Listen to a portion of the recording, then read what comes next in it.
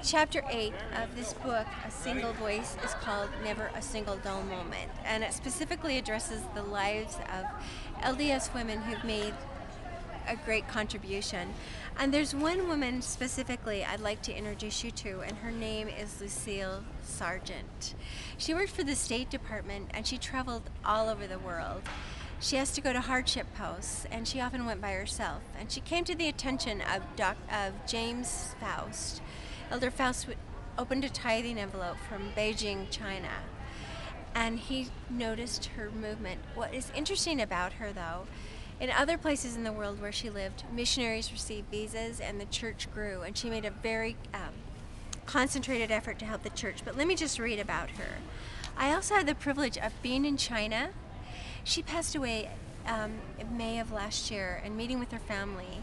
And they said that when she was all alone, the way she stayed active in the church is that she would sing hymns to herself. And a young couple was there, and he said, Lucille was my great aunt. And he lifted up this baby, and he said, and this is the new Lucille Sargent. Let me read something to you if I can find it.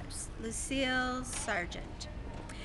Elder Faust mentioned her to then Elder Gordon B. Hinckley, who informed Elder Faust that Lucille Sargent has been in the Foreign Service of the United States for over 20 years, living in remote areas behind the Iron Curtain, most of the time alone.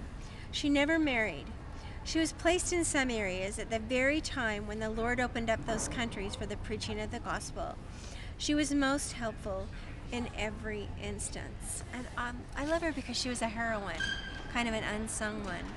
Another one is Stella Oaks, and I share this specifically because she was a single mother.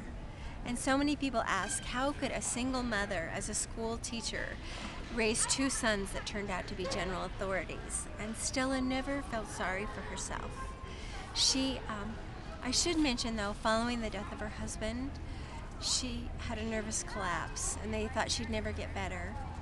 But through blessings and the love of the Lord, she became so well that she ended up as a mayor of Provo. She was on the Young Women's General Board, and just a fabulous teacher. Let me just read about one night. She would cook and put things in the refrigerator, and so that my husband could either have breakfast, lunch, and dinner anytime he wanted it. I just wanted to read this. One night, Stella dropped a newly baked cherry pie in the middle of the kitchen floor. Instead of bursting into tears and indulging in self-pity, she remained true to her frugal nature and called her young children to grab forks and eat the pie off the floor. In every arena, Stella was a positive and dynamic example to those around her.